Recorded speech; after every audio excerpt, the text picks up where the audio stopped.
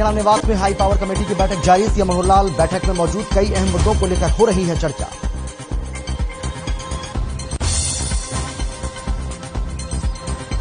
कांग्रेस महासचिव रणदीप सुरजेवाला का सरकार पर निशाना। कहा, सरकार ने भर्ती घोटालों को किया नजरअंदाज। एचपीएससी और एचएसएससी को बर्खास्त किया जाए, पुनर्गठन। गुरुग्राम के बादशाहपुर पहुंचे दिग्विजय चौटाला। कार्यकर्ताओं को दिया जनसाधारण रैली का न्योता। 9 दिसंबर को जेजेपी के स्थापना दिवस पर होगी रैली।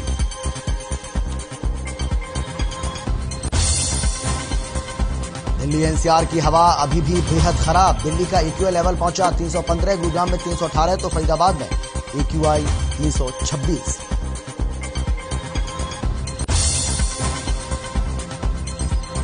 गोहाना नगर परिषद ने सरकारी कार्यालय पर टैक्स को लेकर की कार्रवाई। सभी विभागों को 15 दिनों में जमा कराना होगा प्रॉपर्टी टैक्स। 1 करोड़ रुपए से ज्यादा का टैक्स बकाया।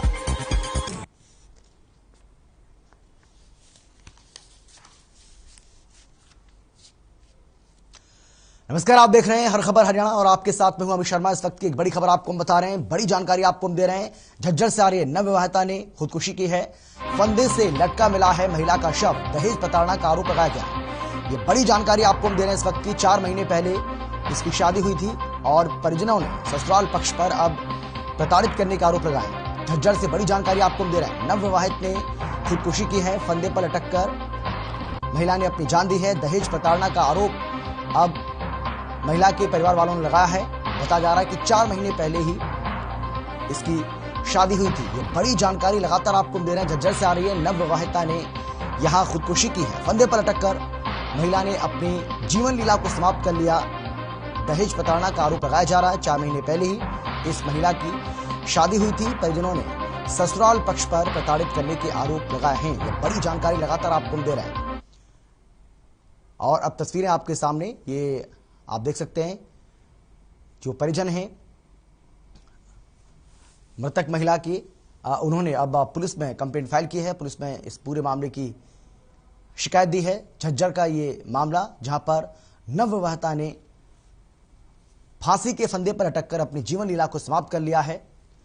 हालांकि आपको बता दें कि जो मृतक महिला के जो परिवारीजन हैं, जो परिवार वाले हैं, उनका ये आरोप है कि उनकी बेटी को ससुराल वालों ने प्रताड़ित किया और इसकी वजह से उसने इतना घातक कदम उठाया है।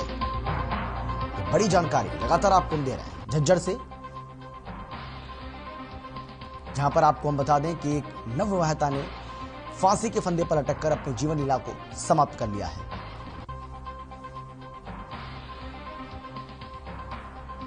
नवविवाहिता ने यहां पर खुदकुशी की है। ये तस्वीरें आपको हम दिखा रहे हैं।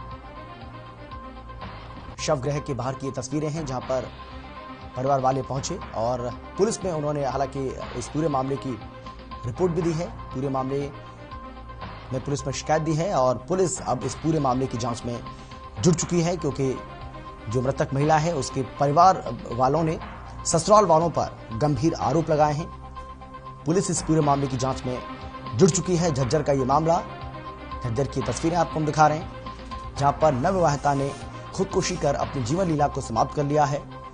और आपको बता दें कि इस महिला की शादी 4 महीने पहले हुई थी, यानी कि शादी को भी अभी कोई बहुत ज्यादा वक्त नहीं बीता है। 4 महीने पहले ही इस महिला की शादी हुई थी और कहा यह जा रहा है कि जो ससुराल वाले हैं वो इस महिला को प्रताड़ित करते थे, परेशान कर देते थे। ये आरोप लगाया गया है मृतक महिला के परिवार वालों की ओर से, जिसके बाद पुलिस इस पूरे मामले की जांच में जुट चुकी है।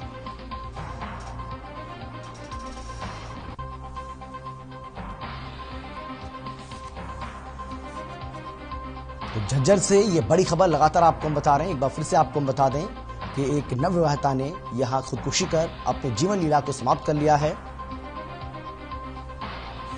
और झज्जर से हमारे संवाददाता सुमित हमारे साथ जुड़ गए ज्यादा जानकारी के साथ। सुमित, बताइए किस तरीके से ये पूरा का पूरा जो मामला है वो सामने आया है, क्योंकि जो मृतक महिला के परिवार वाले हैं उनका ये आरोप है कि ससुराल में उसको प्रताड़ित किया जाता था और यही वजह है कि महिला ने ये घातक कदम उठाया।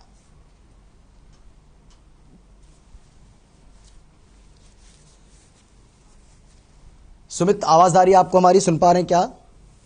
चलिए, लगता है हमारी आवाज सुमित तक नहीं पहुंच पा रही है। हालांकि पुलिस जिस तरीके से हमने आपको बताया कि इस पूरे मामले की जांच में अब जुट चुकी है।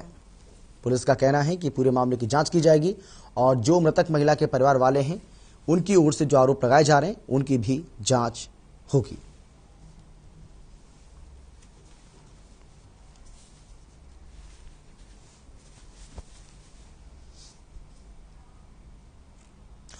और अब खबर फरीदाबाद के बादशाहपुर से है, जहां जननायक जनता पार्टी के प्रधान महासचिव दिग्विजय चौटाला आज गुरुग्राम जिले की बादशाहपुर विधानसभा के गांव कादेपुर पहुंचे। वहां उन्होंने कार्यकर्ताओं को संबोधित किया और 9 तारीख को होने वाली जनसाधारण रैली का न्योता दिया। दिग्विजय चौटाला ने कहा है कि रैली ऐतिहासिक होगी। भर्ती घोटाले पर पूछे गए एक सवाल पर बोलते हुए दिग्विजय चौटाला ने कहा कि ये सरकार घोटालों को उजागर करती है, न कि उन्हें दबाती है। साथ ही दोषियों पर कड़ी कार्रवाई भी करती है। इसके साथ ही किसानों के एमएसपी को लेकर दिग्विजय चौटाला ने कहा है कि किसानों के हित में एमएसपी होना चाहिए। पूरे राष्ट्र में 1 या 2 फसलों पर एमएसपी जरूर होनी चाहिए ताकि किसान की आमद बढ़ सके। तीनों कृषि कानून को लेकर दिग्विजय चौटाला ने कहा है कि कानून वापस लिए जा चुके हैं, अब किसानों को वापस घर लौट जाना चाहिए।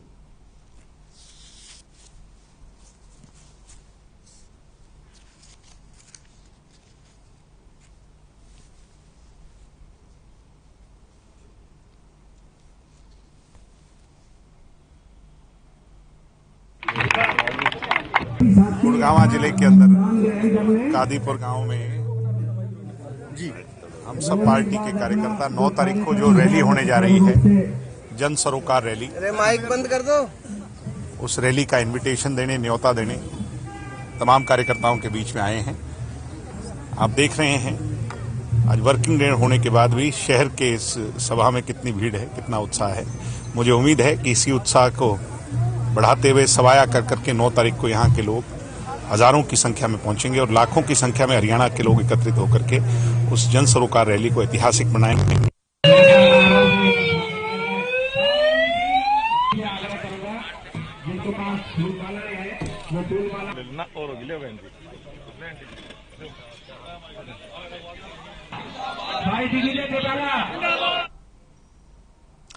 और चलिए खबरों में आगे बढ़ने से पहले एक बड़ी खबर आपको बता दें। इस वक्त की बड़ी जानकारी आपको हम दे रहे हैं रोहतक से। ये इस वक्त की बड़ी खबर आपको हम बता रहे हैं। बड़ी जानकारी रोहतक से टिटौली गांव में फायरिंग हुई है। टिटौली गांव में फायरिंग की खबर सामने आ रही है। गोली लगने से 2 युवक घायल हो गए, जिन्हें पीजीआई में भर्ती करवाया गया है। हालांकि पुलिस पूरे मामले की जांच में जुट चुकी है।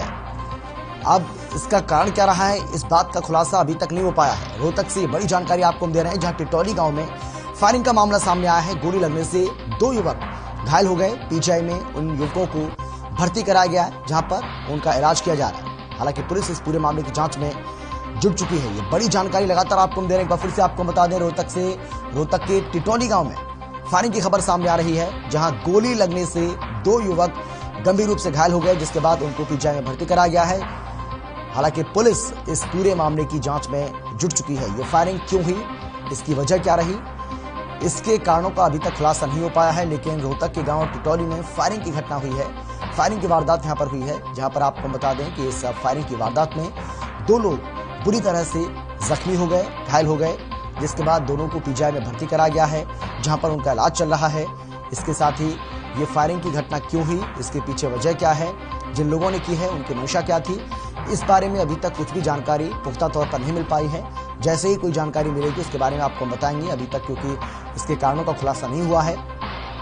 लेकिन टिटौली गांव में फायरिंग की घटना हुई है, जिससे दहशत का माहौल बन गया। गोली लगने से 2 युवक घायल हो गए। पीजीआई में इन्हें भर्ती कराया गया है, जहां पर उनका इलाज चल रहा है। और पुलिस में भी मामला अब ये पहुंच चुका है, यानी कि पुलिस भी इस पूरे मामले की जांच में जुट चुकी है। पुलिस पूरे मामले की जांच कर रही है। रोहतक से बड़ी जानकारी लगातार आपको दे रहे हैं, जहां टिटौली गांव में फायरिंग का मामला सामने आया है, जिसमें 2 लोगों के घायल होने की खबर भी है, जिसके बाद उनको पीजीआई में भर्ती कराया गया है, जहां पर उनका इलाज चल रहा है। इसके साथ ही ये घटना क्यों हुई, किस वजह से इस फायरिंग की वारदात को अंजाम दिया गया, कौन लोग इसके पीछे हैं, इनकी मंशा क्या थी, इस बारे में कोई भी जानकारी, जिस तरीके से हमने इससे पहले भी आपको बताया कि पुख्ता तौर पर नहीं मिल पा रही है। लेकिन जैसे ही कोई अपडेट होगी, कोई जानकारी इस बारे में मिलेगी, वो भी आपको हम बताएंगे। लेकिन अभी तक इस वारदात के पीछे कारण क्या रहे, इस बात का खुलासा नहीं हो पाया है। रोहतक से बड़ी जानकारी लगातार आपको हम दे रहे हैं, किस तरीके से यहाँ पर ये फायरिंग की वारदात हुई है। रोहतक से हमारे संवाददाता राजू राज हमारे साथ जुड़ गए साथ जानकारी के साथ। राजू राज, बताइए क्या जानकारी मिल रही है, क्या वजह रही है इस फायरिंग की घटना के पीछे? जी, रोहतक के टिटोली गांव में कुछ देर पहले 2 युवक को गोली लगने से घायल हो गए और जिनको इलाज के लिए रोहतक पीजीआई भर्ती करवाया गया है। अभी जो है घायल किस रीजन के चलते ये गोली लगी है, अभी कारणों का खुलासा नहीं हो पाया है। पुलिस सभी तथ्यों की जांच कर रही है। जांच के बाद ये पता चल पाएगा कि ये किन कारणों से गोली लगी और किस तरीके से घायल हुए। हालांकि एहतियात के तौर पर रोहतक के पीजीआई के ट्रॉमा सेंटर में भर्ती जरूर करवाया गया है। जी बिल्कुल। राजू, हम ये भी जानना चाहेंगे कि क्या पुलिस में मामला दर्ज हो चुका है इस पूरे मामले को लेकर, और पुलिस अब क्या कार्रवाई कर रही है? पुलिस की जांच कहां तक पहुंची है? जी बिल्कुल। जिस तरीके से पुलिस की अगर बात करें तो प्रारंभिक सूचना के आधार पर पुलिस ने रोहतक पीजीआई में जाकर के पूछताछ शुरू कर दी है और कुछ देर पहले ही घायलों के परिवार के लोग वहां पर पहुंचे हैं। वो हालांकि मीडिया से उन्होंने दूरियां जरूर बनाई है और पुलिस के सामने अपने बयान जरूर दर्ज करवाए हैं। हालांकि अभी पुलिस जो है सभी किसी भी कारण से खुलासा नहीं कर पा रही थी। चलिए, बहुत शुक्रिया आपका राजू इस तमाम जानकारी के लिए। तो रोहतक के टिटोली गांव में ये फायरिंग का मामला सामने आया है, जहां पर जिस तरीके से हमारे संवाददाता जानकारी दे रहे हैं कि कारणों का अभी तक खुलासा नहीं हो पाया है, लेकिन पुलिस मामले की जांच में जरूर जुट गई है।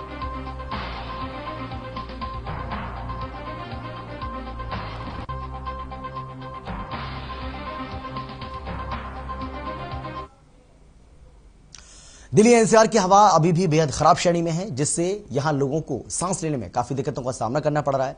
आपको बता दें कि दिल्ली में एक्यूआई लेवल 315 दर्ज किया गया है, वहीं गुरुग्राम में एक्यूआई लेवल 318 पहुंच गया है। इसके अलावा फरीदाबाद की बात करें तो यहां एक्यूआई का लेवल 326 पहुंच गया है। एनसीआर की हवा अब भी बेहद खराब श्रेणी में है और इस बात का अंदाजा आप इसी से लगा सकते हैं कि चाहे हम दिल्ली की बात करें, गुरुग्राम की बात करें, फरीदाबाद की बात करें, यहां एक्यूआई का जो लेवल है, यानी कि एयर क्वालिटी इंडेक्स का जो लेवल है, वो अभी भी 300 के पार है।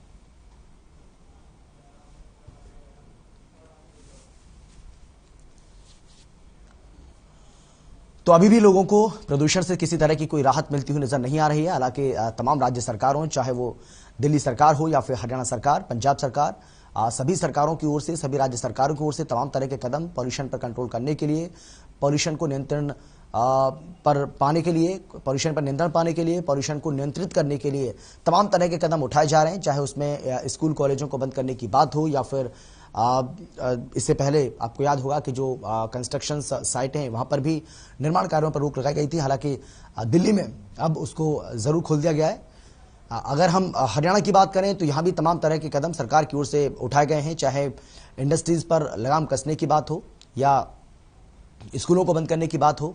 बावजूद इसके अभी तक लोगों को राहत नहीं मिल पा रही है और एक्यूआई का जो लेवल है वो 300 के पार बना हुआ है। चाहे दिल्ली की बात कर लें, चाहे साइबर सिटी गुरुग्राम की बात कर लें, चाहे हम फरीदाबाद की बात कर लें, यहां पर एक्यूआई का जो लेवल है वो लगातार 300 के ऊपर बना हुआ है। यानी कि एक्यूआई का लेवल 315 के ऊपर रहने का मतलब ये हुआ कि अभी भी हवा की जो गुणवत्ता है वो बेहद खराब बनी हुई है। यानी कि आने वाले समय में लोग राहत की उम्मीद जरूर कर सकते हैं, लेकिन फिलहाल किसी तरह की कोई राहत पॉल्यूशन के मोर्चे पर, प्रदूषण के मोर्चे पर लोगों को मिलती हुई दिखाई नहीं पड़ रही है। और ये जो तस्वीरें आप देख रहे हैं, ये तस्वीरें भी इस बात की तस्दीक करती हैं किस तरीके से यहाँ पर घना जो कोहरा है आपको दिखाई पड़ रहा है तस्वीरों में। ये सुबह की तस्वीरें आपको हालांकि हम दिखा रहे हैं, जब सुबह सुबह लोग अपने घरों से बाहर निकले, जब दफ्तरों के लिए लोग रवाना हो रहे थे या किसी काम से किसी को अगर बाहर जाना था तो उनको बाहर इस तरह का नज़ारा देखने को मिला सुबह, जो तस्वीरें आपको हम दिखा रहे हैं।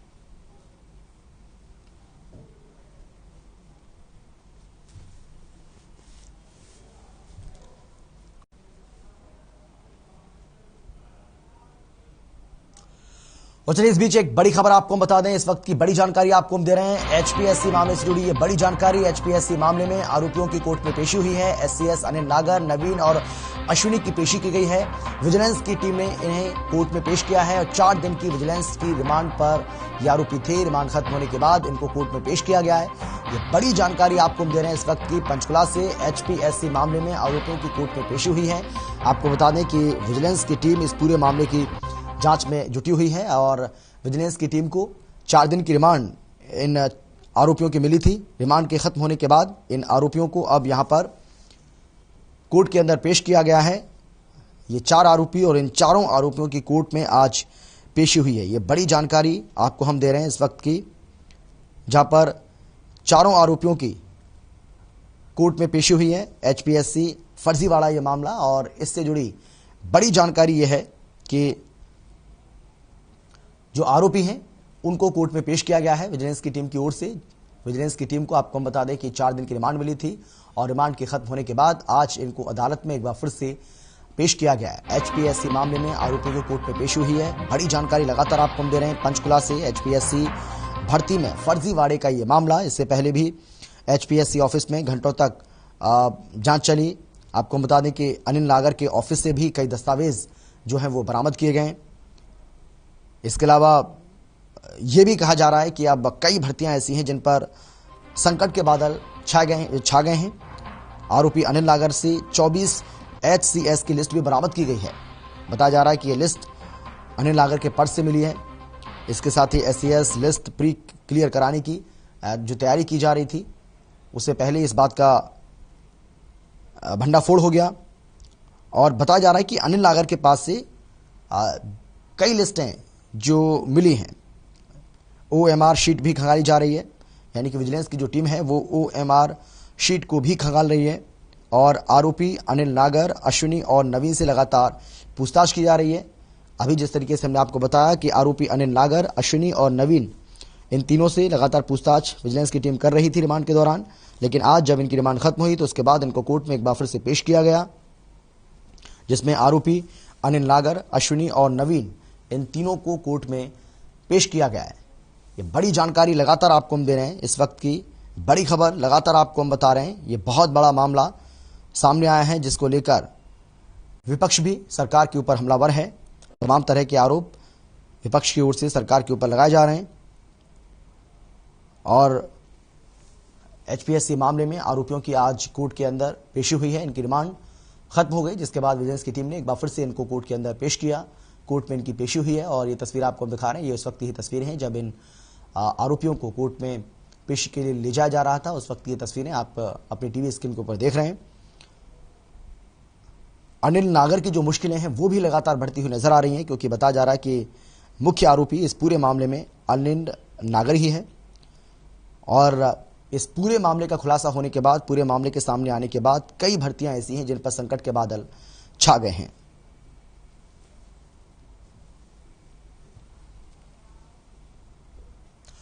नूंह जिले के तावड़ू में हैदराबाद की नामी आयुर्वेद कंपनी से चोरी हुए 1 करोड़ के माल के साथ 3 आरोपियों को गिरफ्तार किया गया है। डीएसपी हेडक्वार्टर सुधीर तनेजा ने बताया है कि पुलिस कप्तान नूंह वरुण कुमार के निर्देश के अनुसार काम करते हुए CIA Tauru incharge inspector Surender Sindhu की ये बड़ी कार्रवाई उनकी ओर से की गई और हैदराबाद की नामी आयुर्वेद कंपनी से चोरी हुए 1 करोड़ के माल के साथ 3 आरोपियों को धर दबोचा है। पकड़े गए आरोपियों की पहचान खालिद, हयात, नासिर, और ये बताया जा रहा है कि सभी नीमका के रहने वाले हैं। सभी के खिलाफ मामला दर्ज कर लिया गया है। 21/11/21 को शाम को 7 बजे इंस्पेक्टर सीआईए तावड़ू सुरेंद्र संधू को गुप्त सूचना मिली थी कि एक बंगलोर से गाड़ी आ रही है जिसके अंदर इमामी का आयुर्वेदिक का सामान है, जो कि सीलको की तरफ से होता हुआ भिवाड़ी की तरफ जाएगा। जिस संबंध में इंस्पेक्टर सीआईए ने HC अशोक कुमार को सीलको मोड़ के ऊपर नाकाबंदी करने के लिए आदेश दिया और अपनी टीम को भेजा, जो थोड़ी देर बाद एक 10 ट्राला आया, जिसको HC अशोक कुमार ने अपनी टीम के साथ उनको रुकवाया। रुकवाने के बाद वो उनकी ट्रक की तलाशी ली गई। तलाशी जब उसकी तरपाल से हटवाई गई तो ट्रक के अंदर 514 पेटियां जो कि इमामी आयुर्वेदिक का सामान था, और उस गाड़ी के अंदर 3 व्यक्ति बैठे थे जिनको काबू कर लिया गया। एक का नाम हयात, दूसरे का नाम नासिर और तीसरे का नाम खालिद, जो नीमका और बिछोर के रहने वाले थे और जिनकी कीमत लगभग 1.5 करोड़ का सामान बताया जा रहा है। और चलिए खबरों में आगे बढ़ने से पहले एक बड़ी जानकारी आपको हम दे दें। सोनीपत से इस वक्त की बड़ी खबर आपको हम बता रहे हैं, जहां पर एक महिला के साथ गैंगरेप का मामला सामने आया है। सोनीपत से इस वक्त की ये बड़ी खबर आपको हम बता रहे हैं। सोनीपत से इस वक्त की बड़ी खबर, जहां पर आपको हम बता दें कि एक महिला के साथ गैंगरेप का मामला सामने आया है। महिला से गैंगरेप का मामला सोनीपत में सामने आया है। रिश्तेदार ने ही इस पूरी वारदात को अंजाम दिया है। 4 लोगों पर गैंगरेप का आरोप लगा है। हालांकि 2 आरोपियों को गिरफ्तार कर लिया गया है, जबकि 2 की तलाश की जा रही है। कुंडली थाना क्षेत्र का यह मामला बताया जा रहा है। तो इस वक्त की बड़ी खबर आपको बता रहे हैं, सोनीपत से आ रही है। महिला से गैंगरेप का मामला सामने आया है और बताया जा रहा है कि रिश्तेदार ने ही इस घिनौनी वारदात को अंजाम दिया है। सोनीपत से लाजपत हमारे साथ जुड़ गए हमारे संवाददाता। लाजपत, दीजिए पूरी जानकारी, बताइए किस तरह से इस घिनौनी वारदात को अंजाम दिया गया और पुलिस क्या कुछ कार्रवाई कर रही है। लाजपत, सुन पा रहे हैं क्या आप? आवाज आ रही है आपको हमारी? जी बिल्कुल, देखिए बहुत कम आवाज आ रही है, लेकिन जैसा मुझे सुना है जी। और मैं आपको बता दूं कि जिला सोनीपत के राय विधानसभा क्षेत्र जो दिल्ली एनसीआर के नजदीक कुंडली थाने की ये एफआईआर दर्ज है, जिसमें अपने ही रिश्तेदारी के महिला के साथ गैंगरेप का मामला सामने आया, जिसमें 2 आरोपियों को हिरासत में ले लिया है। अभी 2 की तलाश जारी है। ऐसे में बता दूं कि आपको जो महिला है, जो पीड़ित महिला है, उसके जो घर वाला था वो जेल में था और उस जेल से आने के बाद उसने बातचीत की तो उसने बताया कि इस बच्चे को भी जन्म दे चुकी है महिला। तो इस बात को लेकर घर वाले ने ही अब जो कुंडली थाने में एफआईआर दर्ज कराई है। तो ऐसे में कहीं ना कहीं जो जिन्होंने रेप किया है वो नहीं है, तो आप अंदाजा लगा सकते हैं कि जब रिश्तेदारी में इस तरह की घटनाएं होती हैं तो कहीं ना कहीं शर्मदायक बातें होती हैं। जी बिल्कुल लाजपत, जो जानकारी है उसमें कहा जा रहा है कि कुल 4 आरोपी हैं, जिसमें से 2 को पुलिस गिरफ्तार कर चुकी है, 2 अभी फरार चल रहे हैं। क्या कहना है पुलिस का, क्या दावा है, कब तक इनकी गिरफ्तारी हो जाएगी दोनों की जो फरार हैं? जी बिल्कुल, दो लोगों को गिरफ्तारी में ले लिया है। 2 जो फरार हैं उनके लिए टीम गठित कर दी गई है, जल्द ही उनको गिरफ्तार कर लिया जाएगा। पुलिस का कहना है कि 4 लोग इसमें, जो 4 लोगों का नाम था, 2 लोगों को हिरासत में ले लिया, 2 लोगों की अभी तलाश जारी है। जी बहुत शुक्रिया आपका लाजपत, इस तमाम जानकारी के लिए बहुत धन्यवाद।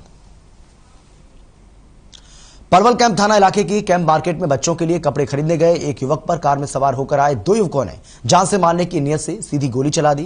गनीमत यह रही कि गोली उस युवक को नहीं लगी और वो बाल बाल बच गया, जिसके बाद आरोपी युवकों ने युवक के साथ मारपीट शुरू कर दी। इस दौरान मौके पर भारी भीड़ इकट्ठा हो गई, जिसे देख आरोपी उसे जान से मारने की धमकी देते हुए मौके से फरार हो गए। फिलहाल मामले की जांच में पुलिस जुट गई है और जल्द ही आरोपियों को गिरफ्तार करने की बात कर रही है।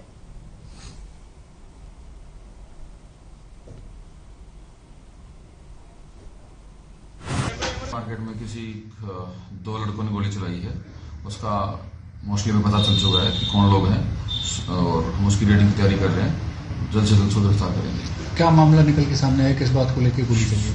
अब तक शायद ये लग रहा है कि कोई रंजिशन को मैटर है या किसी बात को लेकर कोई एनिमिटी दोनों के अंदर।